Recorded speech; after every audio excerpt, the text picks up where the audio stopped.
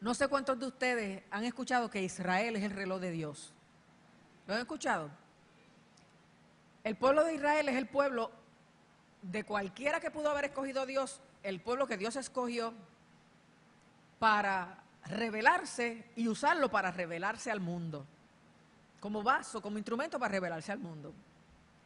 Y Dios mismo le dice que no escogió un árbol frondoso y un pueblo poderoso, sino uno que es como una vid, que la madera no sirve ni para construir ni para hacer leña, de tan finita que son las ramas de la vid, y que no sobrevive si no se le ponen muchas cercas y palitos para que pueda subir como una enredadera.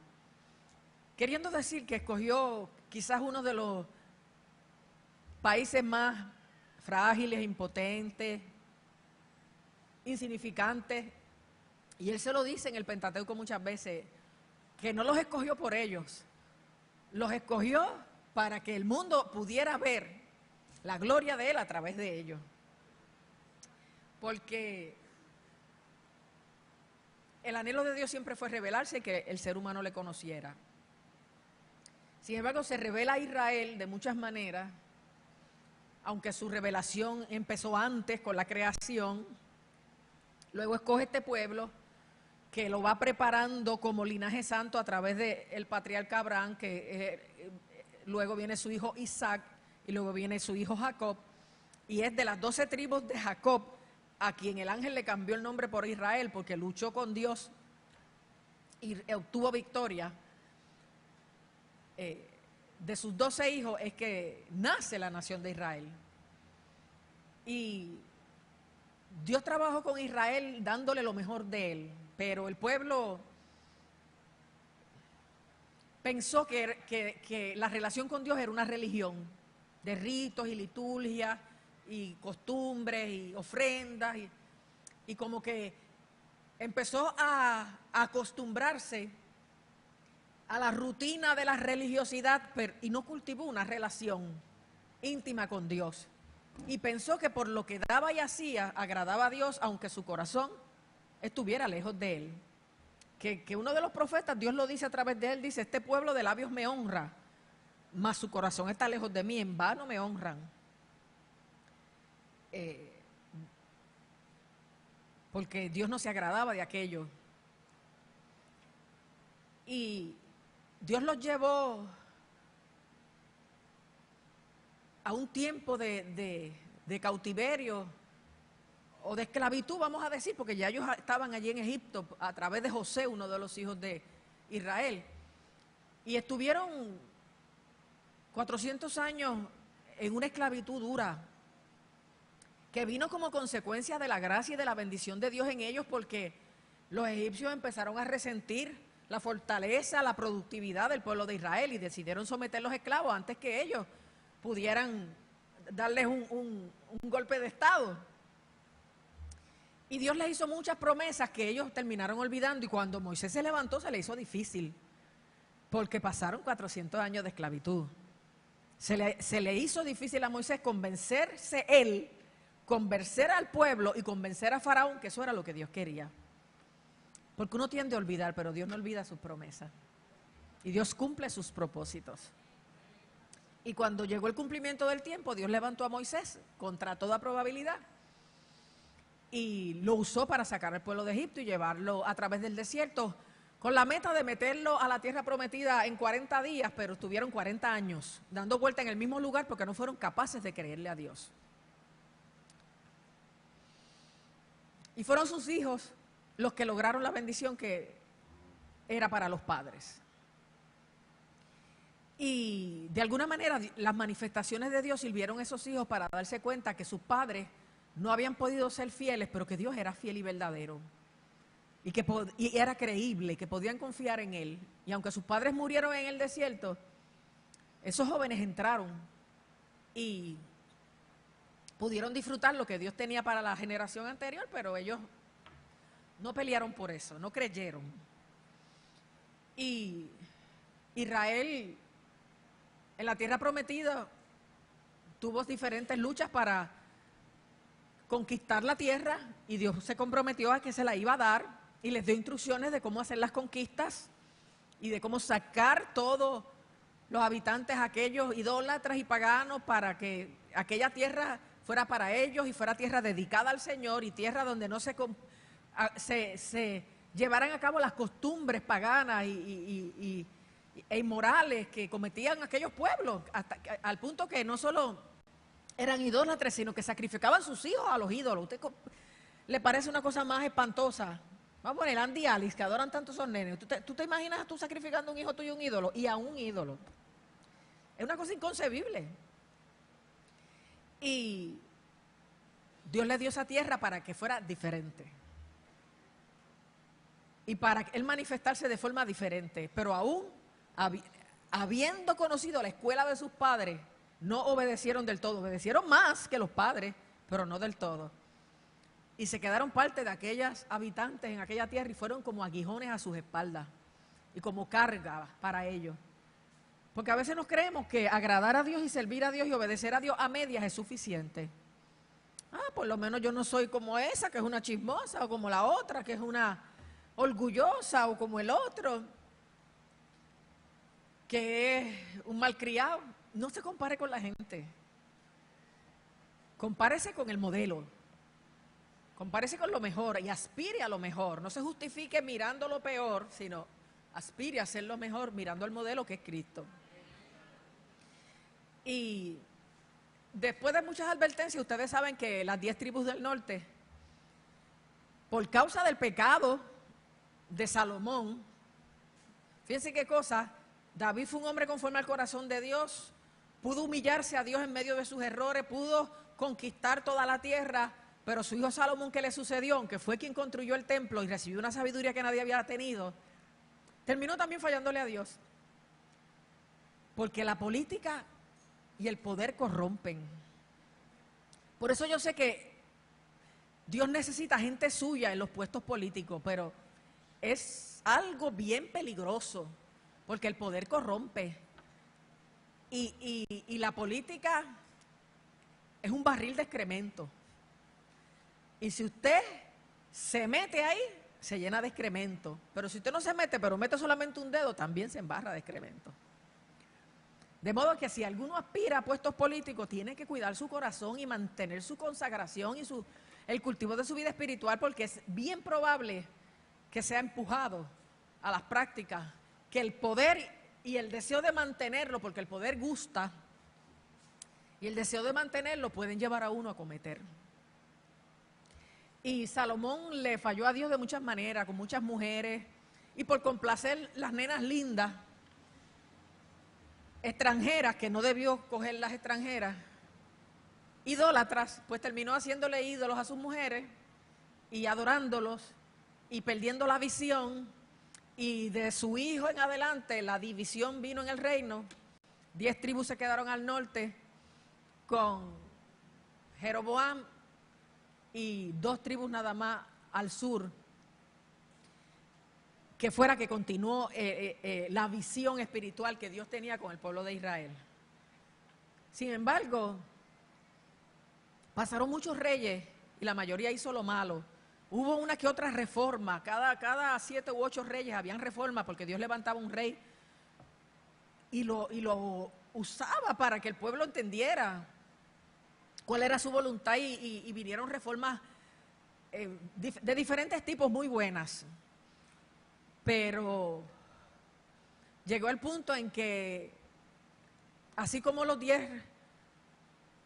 10 tribus del norte fueron llevadas al exilio, porque no escucharon a los profetas de Dios que por siglos, no por días ni por años, por siglos les hablaron, se fueron a la dispersión, perdieron su tierra y fueron removidos de ella y fueron enviados a todas las tierras que tenían esos reyes que los conquistaron, y perdieron su identidad nacional y su pureza judía. Pero las 2 tribus del sur, que se llama Judá, por el nombre de la principal,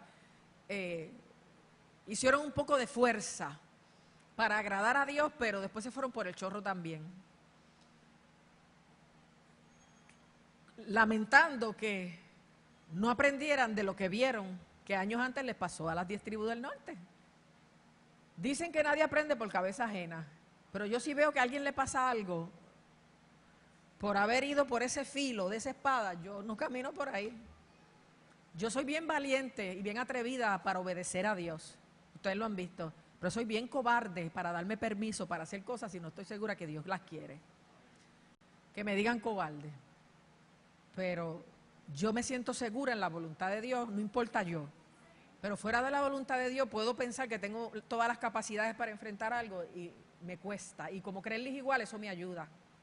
Por si acaso me voy a dar una zafá, ahí tengo al siervo de Dios vigilándome y apoyándome y ayudándome.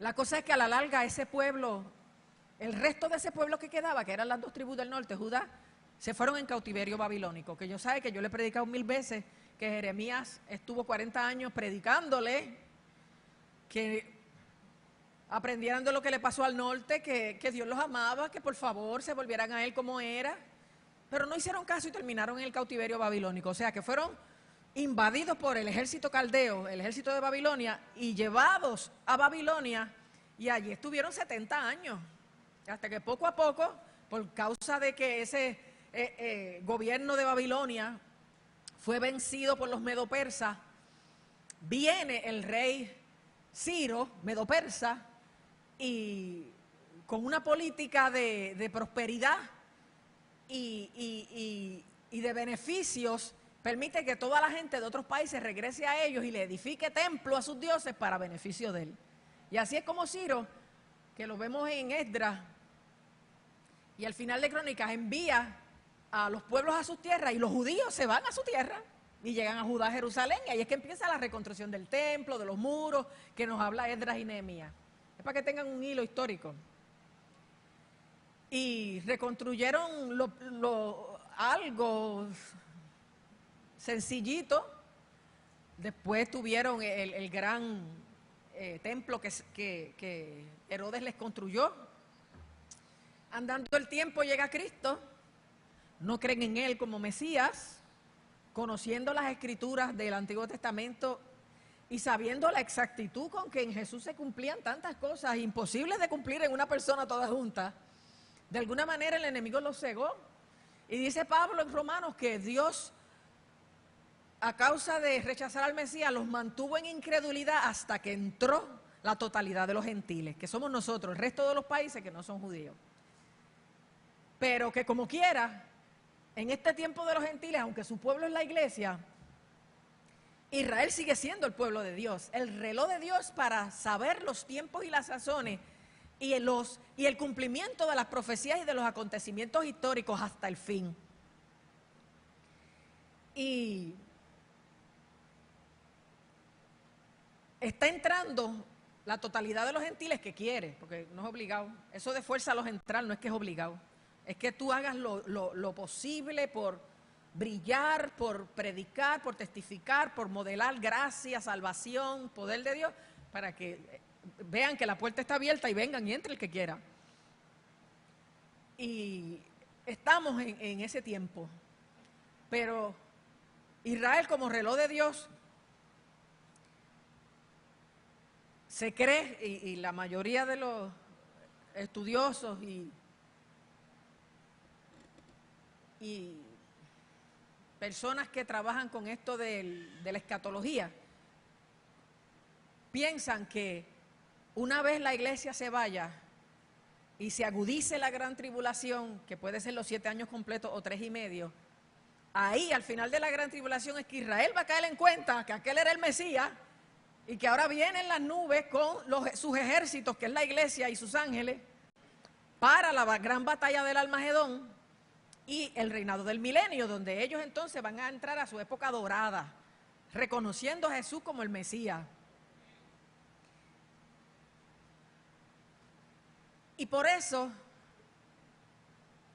Jesús dijo, cuando hablaba de ese tiempo del fin, que después de la tribulación de aquellos días aparecerá la señal del Hijo del Hombre en el cielo y lamentarán las tribus de la tierra porque verán al Hijo del Hombre viniendo sobre las nubes del cielo con poder y gran gloria.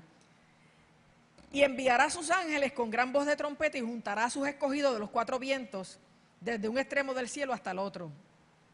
Y este es el versículo clave. Israel es una vid y también se le llama una higuera. Son las dos plantas con las que Dios asocia a su pueblo.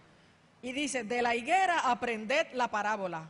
Como quien dice, de Israel aprendan la parábola, el simbolismo. Cuando ya su rama está tierna y brotan las hojas, sabéis que el verano está cerca. Y yo les voy a explicar cómo es que la higuera ya está florida, está frondosa, para que sepamos que el verano está cerca, que el rapto está cerca. Y dice, así también vosotros, cuando veáis todas estas cosas, que yo les voy a decir ahora después, conoced que está cerca a las puertas. Cuando uno conoce la Biblia, uno sabe que el cumplimiento profético te dice que Cristo puede venir en cualquier momento. El cielo y la tierra pasarán, pero mis palabras no pasarán. Pero del día ni la hora nadie sabe, sino solo mi Padre. Cuando Dios habla al pueblo de Israel a través de los profetas del Antiguo Testamento, sobre todo, por ejemplo, así como Jeremías les habla antes del cautiverio, Ezequiel les habla en el cautiverio. Ezequiel es el profeta del cautiverio. ¿Se acuerdan que él mismo dice que estando él entre los cautivos junto al río Quebar, se abrieron los cielos y él tuvo visiones de Dios? O sea, él estaba en cautiverio con los demás, como estamos tú y yo en esta crisis. Pero él estaba atento a Dios, porque no importa la circunstancia donde tú te encuentres, si tú estás atento al cielo, a Dios, en vez de estarte lamentando como los otros que colgaron sus arpas y ya no alababan ni adoraban porque creían que o Dios no estaba con ellos o Dios estaba allá donde estaba el templo en Israel, y no entendían que Dios estaba en todas partes, aún con ellos en el cautiverio, desde donde quería trabajar con ellos para devolverles, pero con mayor gloria, lo que habían perdido. Y la gente no entiende en esta crisis que Dios no se fue. Él está preparándonos y quiere que en medio de nuestra búsqueda de Él nos enfoquemos en Él para que veamos cómo los cielos se van a abrir y vamos a tener visiones de Dios. Y en esta época, en vez de visiones, cumplimiento de Dios. Y cuando Ezequiel habla a Israel, cuando Ezequiel habla a su pueblo en el cautiverio, Dios le dice, háblale, yo te envío, comete el rollo, comete la palabra, yo te voy a enviar no a un lugar donde haya gente que hable en otros idiomas y no te los tienes que aprender, yo te voy a enviar a la gente tuya que está contigo en el cautiverio, que se van a resistir a oírte y a creerte, pero tú como quieras háblale, porque esa es tu función, ese es tu trabajo, hablar. Te hagan caso o no te hagan caso. Es duro, ¿sabes? Uno esperar un fruto y no verlo, pero le pasó hasta a Cristo. Así que me pase a mí, no es nada. Y cuando Dios le está hablando al pueblo de Israel, a través de Ezequiel le empieza a explicar, o a Judá, le empieza a explicar cómo va a llegar un tiempo en que Él los va a sacar del cautiverio, los va a traer a su tierra, va a renovar su vida, su corazón, va a poner su espíritu en ellos y van a ser lo que siempre debieron ser. Entonces es que llegamos a Ezequiel 37 en el Valle de los Huesos Secos, que usted se lo sabe. Ahí Ezequiel dice que estando él en el cautiverio, Dios lo tomó en el espíritu y lo llevó a su tierra de Israel. Y que la mano de Dios lo tomó, lo tocó y lo llevó. Hay gente que dice que fue solo una visión, pero Ezequiel es el que dice ahí que la mano de Dios lo tocó y lo llevó en visión. Así que en el cuerpo o fuera del cuerpo, como dice el apóstol Pablo, no sé, pero sé que él vivió la experiencia. Y Dios ha extendido su mano sobre ti, sobre cada uno de nosotros, y nos está tomando y nos está sacando para que veamos otra cosa. Y la otra cosa que vio Ezequiel fue esperanza. Fue fidelidad de Dios. Fue la convicción de que aunque pasen el tiempo y pasen los siglos, lo que Dios ha dicho se cumplirá.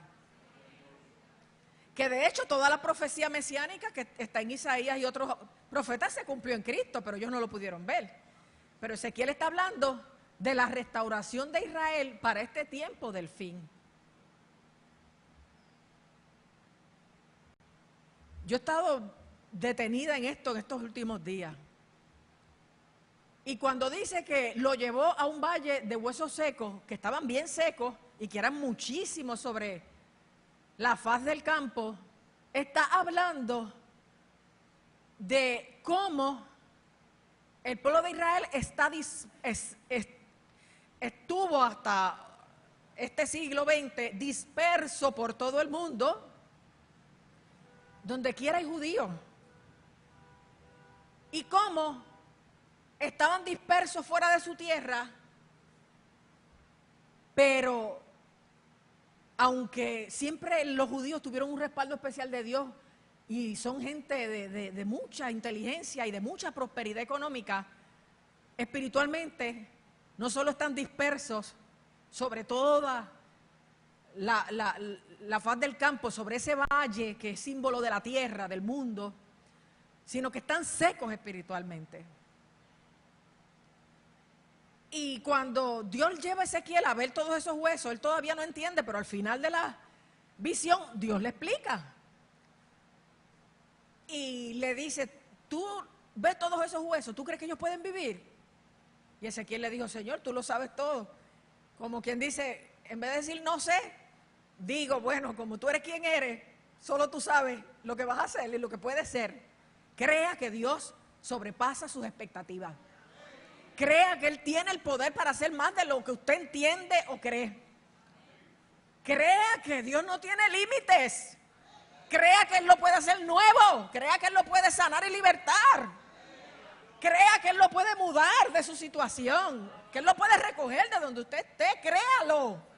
Y si usted se siente seco en esta mañana, va a recibir palabra de Dios.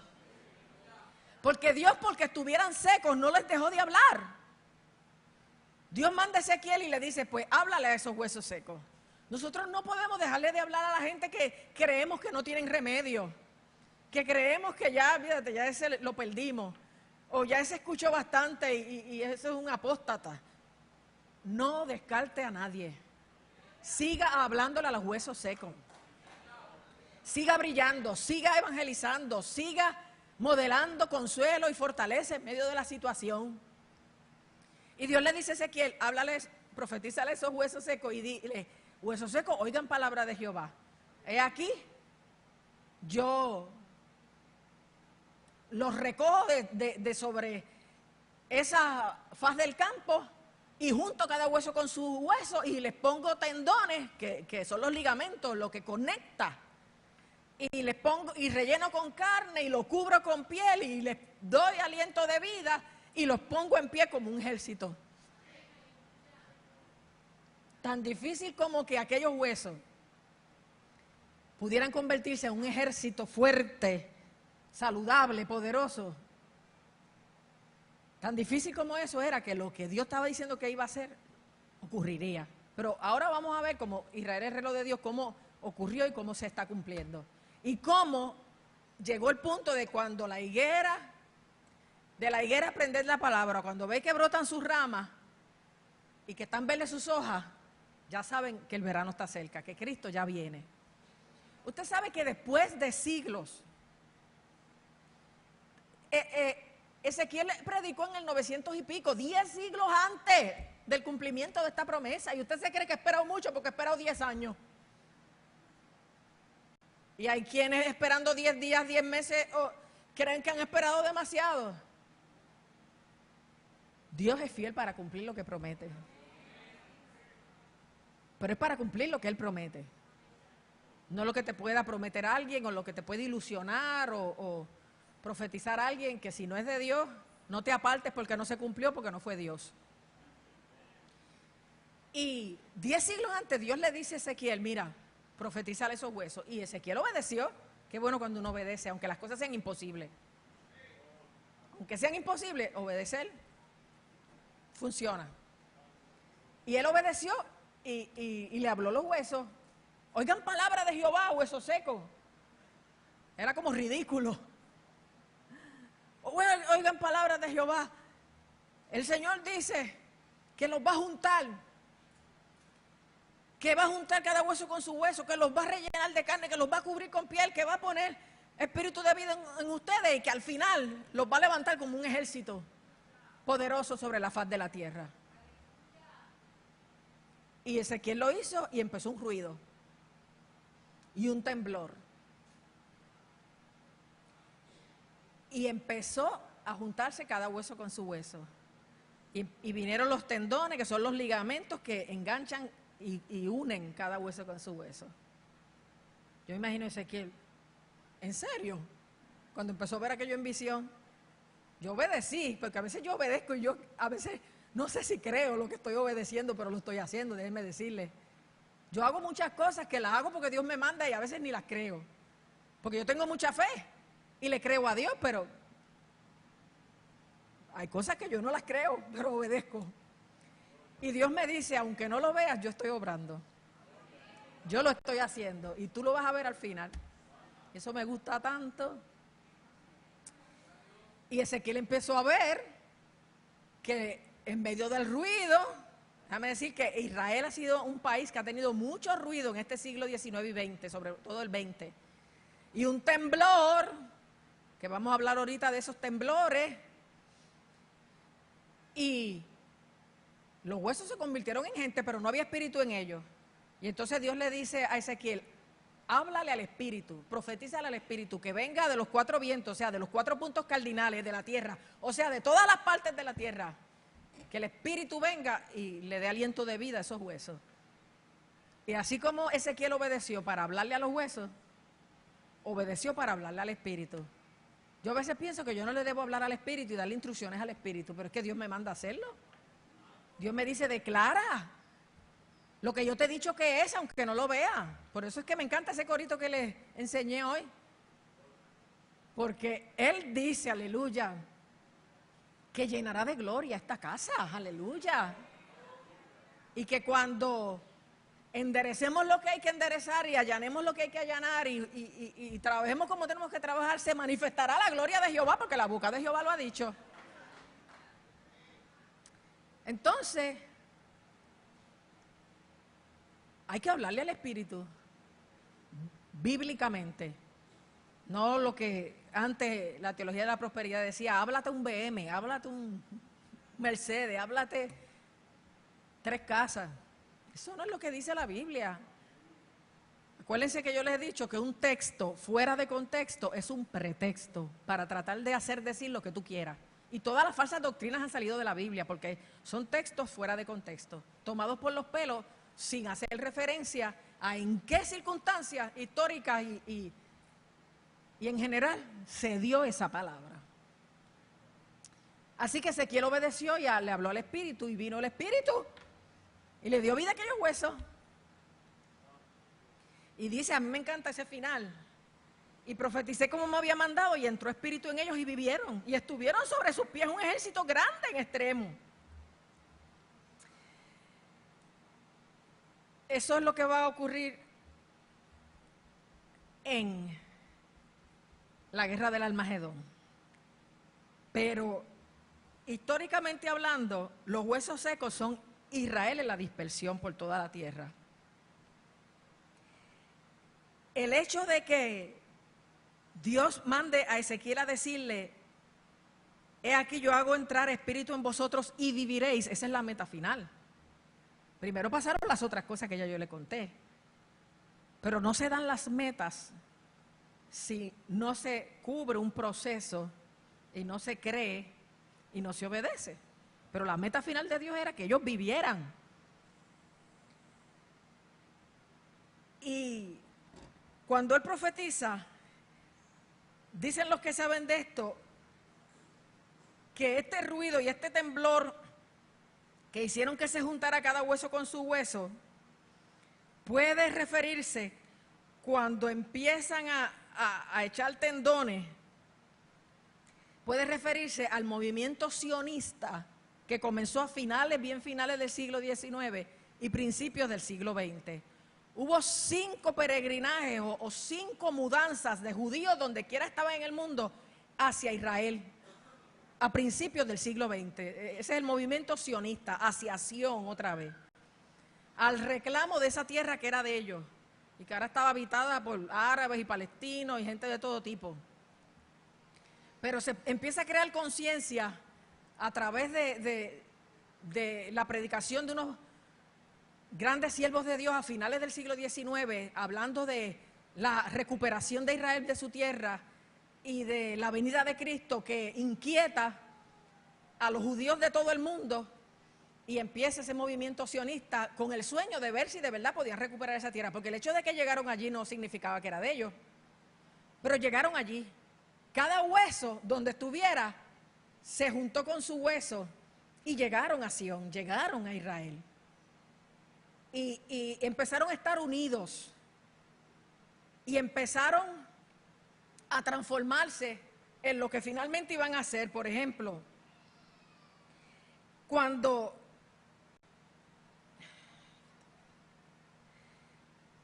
se habla de ruido y de temblores,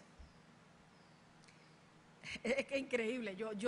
Uno lee tanto de esto y después no es tan fácil explicárselo, pero cuando se habla de tanto ruido y tanto temblor, que son cosas como negativas, vamos a decir, cosas como impactantes, cosas como duras, difíciles, porque no hay nada más molestoso que un alboroto fuerte, un ruido agudo y un temblor. ¿Puede usted ver cómo fue perseguido el pueblo de Israel durante el inicio de la Segunda Guerra Mundial y cómo tantos miles huyen hacia las otras partes de Europa y cómo de los que quedan 6 millones o más de 6 millones mueren por mano de Hitler y del gobierno nazi? O sea, se da un movimiento sionista, finales del siglo XIX, principios del siglo XX, se llena Israel de judíos, pero no era de ellos la tierra, eso era dando codazos y haciendo fuerza. Viene la persecución nazi, hace que muchos judíos regresen a otros lugares, matan 6 millones de ellos, pero no es hasta después de acabarse la Segunda Guerra Mundial que el gobierno de los Estados Unidos, bajo la ONU, y el presidente Truman declaran que aquello que era la agencia judía que vivía en Israel ahora eran el nuevo Estado de Israel. Eso pasó el 14 de mayo de 1948.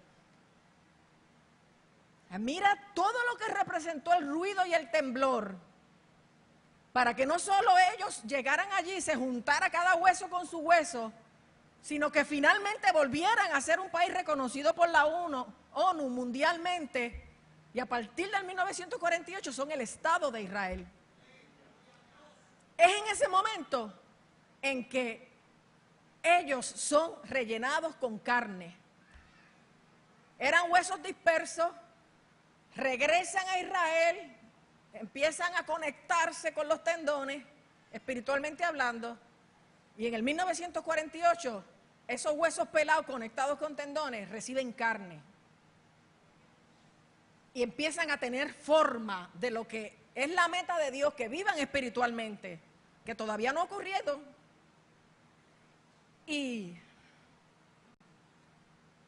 se cree, muchos de los estudiosos de la escatología, que en la gran tribulación es que esos cuerpos en carne viva van a echar piel y van a recibir espíritu para vivir espiritualmente cuando caigan en cuenta de que Jesucristo ciertamente era el Mesías que ellos esperaban y que ya había venido y que habían perdido todo ese tiempo. Miren lo que es la historia en años, en siglos, y cómo cosas que no pasaron en 20 siglos, en el siglo XX pasan, porque es el tiempo de Dios. Pero ese pueblo necesita, aunque está ya en Israel, y llegó a Israel y ya tiene tendones, se declaró el Estado de Israel en el 48 y ya tiene carne. Tan pronto Cristo levante la iglesia y termine la gran tribulación, ellos caen en cuenta, reciben piel, reciben protección de todo lo que podía penetrar porque no tenían la barrera de la piel. Y es entonces, al ellos reconocer al Mesías, que el Espíritu va a venir a ellos para darles vida espiritual. Porque los profetas hablaron mucho de la restauración nacional, pero aquí Ezequiel 37 está hablando de la restauración espiritual, con la fe en Cristo, para unirse en la guerra del Armagedón a esa gran batalla, en la cual Cristo y nosotros vamos a estar a favor de Jerusalén. ¿Se acuerdan los salmos y muchos sitios en el Antiguo Testamento que dice, orad por la paz de Jerusalén? Porque de lo que ocurra en Israel depende el mundo. Y Dios fue confirmándoles que estaba con ellos en la guerra de los 6 días, fue en el 67, que tuvieron una invasión árabe. Sin embargo, aunque los árabes los cogieron desprevenidos en la celebración de una fiesta espiritual, Dios los respaldó de tal manera que no solamente vencieron, sino que recuperaron Jerusalén y Cisjordania, lo que les faltaba. Después hubo otra invasión árabe más adelante, en los 70, que también, eso fue el otro día, que también hizo que ellos penetraran más para asegurar más y más la tierra. Y lo que entonces no hizo el primer ministro de Israel en ese momento, que ahora es otra vez primer ministro, o yo no sé cómo se llama, dice, no voy a volver a hacer lo que hice en el otro término, 40 años atrás. Ahora, no me voy a dejar quitar nada. Fíjense que en 20 siglos no ocurre nada, y en el siglo XX, en los 40 ocurre una cosa, en los 60 ocurre otra, en los 70 ocurre otra, y estamos en el 2017, casi 2018, y Israel está haciendo fuerza, porque por un lado está harto de las amenazas de Siria, y yo no sé si ustedes saben que antenoche Israel tiró un misil a Siria y le dijo, yo no tengo que esperar por Estados Unidos, que Estados Unidos le devolvió el apoyo a Israel con el nuevo presidente. Pero cuando Israel manda ese misil antenoche a Siria, le está diciendo, yo no tengo que esperar por nadie para demostrarte que yo estoy listo para defender mi tierra, y ahora sí que no me quitan ni un cantito por negociaciones de paz que nunca funcionaron. Porque mira que han estado tratando de negociar la paz los palestinos y los judíos y no hay forma. Y finalmente ellos, aunque como nación, y yo he hablado con muchos judíos, dicen que están esperando el Mesías, pero son muy pocos los que viven religiosamente de acuerdo al Antiguo Testamento. Dios les dice, viene también la restauración espiritual. Así ha dicho Jehová. Primero, dile a la casa de Israel, yo sé que ustedes dicen, nuestros huesos se secaron y pereció nuestra esperanza y somos del todo destruidos. Lo último que tú puedes perder es la esperanza. Y el pueblo ha perdido la esperanza. Han pasado 2000 años, 20 siglos, y el Mesías no aparece.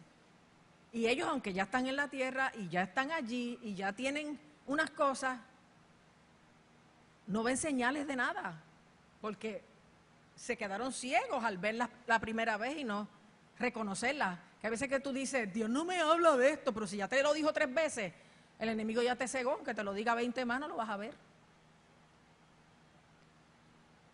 Y ellos creen que ya no tienen esperanza de ver el cumplimiento mesiánico y que son del todo olvidados en relación a eso, porque ellos mismos obviaron las promesas. Por tanto, profetiza y diles, así ha dicho Jehová, he aquí yo abro vuestros sepulcros, pueblo mío, y os hago subir de vuestra sepultura, y os traeré a la tierra de Israel. Ahora en el sentido espiritual, y sabréis que yo soy Jehová cuando abra vuestro sepulcro y os saque de vuestra sepultura, y pondré mi espíritu, ahora con letra mayúscula, en vosotros y viviréis, y os haré reposar sobre vuestra tierra, y sabréis que yo, Jehová, hablé y lo hice, dice Jehová. Aleluya. En el milenio eso se va a dar, ese clic en la guerra y el milenio se va a dar de que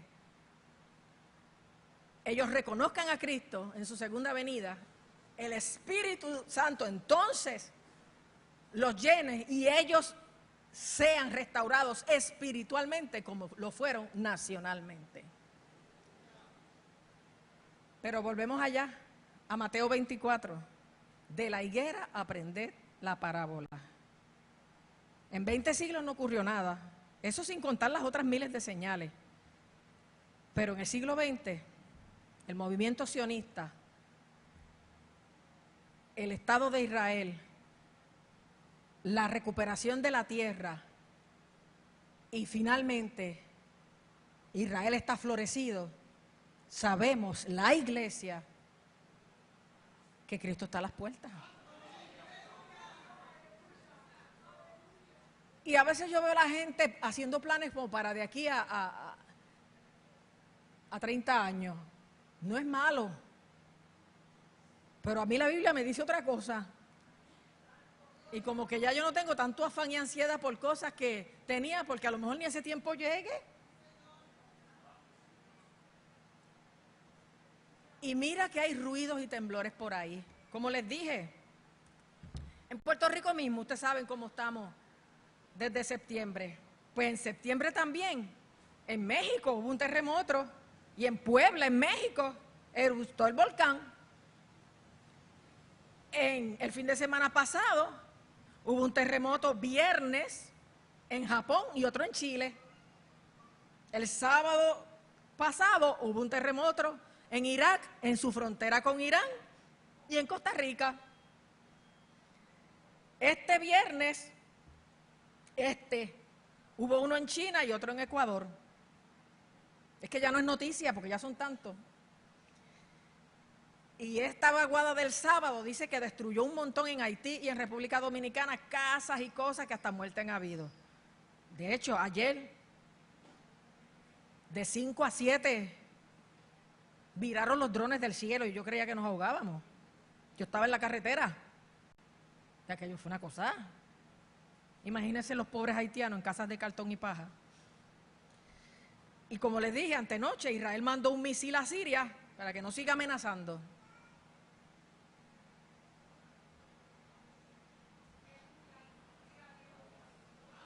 Le hace Mateo 24 en su casa y vea que en el siglo XX se han dado todas esas señales que antes se daban como excepción y muestra en los otros siglos, pero en el siglo XX, ¡boom!, abrieron las puertas de la represa y se ahogó todo el mundo. Israel está listo. Y la iglesia debe estar lista. Porque del día ni la hora nadie sabe, sino solo mi Padre, Dios Jesús. ¿Quién es pues, dice Jesús en Mateo 24 al final, el siervo fiel y prudente, que es la iglesia, la cual puso el Señor sobre su casa para que les dé alimento a su tiempo? Nosotros tenemos que alimentar al mundo con palabra de Dios para que conozcan a Dios y se conviertan. Pero si esos siervos, viendo que el Señor tarda, empieza a beber y a comer con los borrachos, dice que empieza a golpear a sus consiervos, gente dentro de la misma iglesia golpeándose, y aún a comer y a beber con los borrachos. Vendrá el Señor de aquel siervo en día que éste no espera y a la hora que no sabe, y lo castigará duramente y pondrá su parte con los hipócritas. Allí será el lloro y el crujir de dientes. ¿Quién es el siervo fiel y prudente al cual puso su Señor sobre su casa para que les dé el alimento a tiempo? Bienaventurado aquel siervo al cual cuando su Señor venga, le halle haciendo así. De cierto os digo que sobre todos sus bienes le pondrá. Wow. ¿Sabe? Yo allá reinando y gobernando con Cristo. Está loco el Señor, pero loco de amor. No pierdas tu esperanza. No digas, nuestros huesos se secaron y somos del todo destruidos. Eso se habló sobre Israel, pero se habla sobre cada ser humano y sobre cada país. Pierden la esperanza al ver la destrucción, la división, la desolación, la falta de movimiento y manifestación espiritual. Pero el Señor dice que es en medio de esa condición tan crítica que Él pone su mano sobre nosotros y nos lleva para ver, como quien mira desde arriba, una realidad crítica, pero que recibe una visión de esperanza que le hace entender no solamente que Dios cumple sus promesas, sino que esas promesas están bien cerca de cumplirse. Aleluya. Y nosotros no podemos perder la esperanza. Nosotros tenemos que mantenernos como Ezequiel, mirando al cielo, aunque los otros estén llorando con sus arpas colgadas. Nosotros nos tenemos que mantener enfocados en el Señor para que cuando abra los cielos y nos muestre lo que viene, nosotros sepamos. Dios me dijo esta semana 20 veces un versículo que yo me sé de memoria y que María sabe que se lo pongo en las Biblias a todos los estudiantes de la academia, que fue el que me puso mi pastor cuando me dio una Biblia a mí en mi graduación. Te haré entender y te enseñaré el camino en que debes andar y sobre ti fijaré mis ojos. Dios diciéndome, no sigas como... Yo te voy a hacer entender y te voy a enseñar cuál es el camino a seguir. Si es para allá o es para acá. Si es quedarte o irte. Si es casarte o divorciarte. No pierdas la esperanza. Él te va a hacer entender y enseñar el camino a seguir. Pero mirando al cielo, creyéndole al Señor, mirando el valle de los huesos secos como una promesa en potencia de lo que Dios es capaz de hacer cuando le creemos, cuando en vez de declarar nuestros huesos se secaron y pereció nuestra esperanza y somos del todo destruidos, ay, ya no me gusta Puerto Rico, declaramos, he aquí nuestro Dios está abriendo nuestra sepultura y nos está sacando de dentro de nuestro sepulcro y está dándonos nueva vida y poniendo espíritu en nosotras para que vivamos y seamos un ejército grande en extremo. Aleluya. Así que sacúdete el polvo, busca unción fresca. Vamos a dejar que el Espíritu Santo aceite todas nuestras coyunturas espirituales y nos movilice hacia la evangelización, hacia el rescate. Porque tenemos que llevar esta palabra de esperanza, esta palabra de vida, esta palabra de salvación. Nos oigan o no, pero nos van a oír. La gente está turbada. La gente está cansada. La gente no sabe a quién creer. Porque no pueden creer a los hombres, no pueden creer a los gobiernos. No pueden creer a los médicos. Mira, mi hermana Elsie estuvo 2 semanas hospitalizada con una bacteria bien mala. Y el médico que la estaba tratando, cambiando de antibiótico, y ella progresando. Y en el fin de semana que el médico se fue de turno y dejó uno cubriéndolo, eso fue como un emisario del infierno. Vino este médico y le dice, tú sabes que esto y esto te puede pasar, y le dijo un montón de cosas como si fuera una insulta que le pisoteó la fe, la esperanza. Y yo le ministré, y cuando vino el médico al lunes, entonces retomó el tratamiento. O sea, yo no sé cómo esas cosas pasan,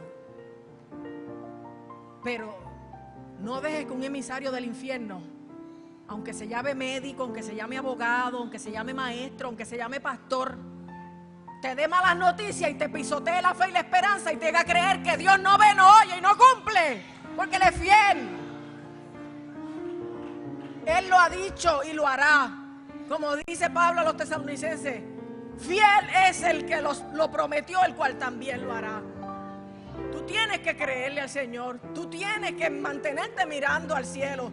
Tú tienes que mantener la esperanza. Tú tienes que saber que si a Israel le tocó 20 siglos y estamos en el 21, ver el cumplimiento de su promesa, se atrasaron como en el desierto por la incredulidad, por la desobediencia, por la idolatría. No podemos caer en la misma trampa.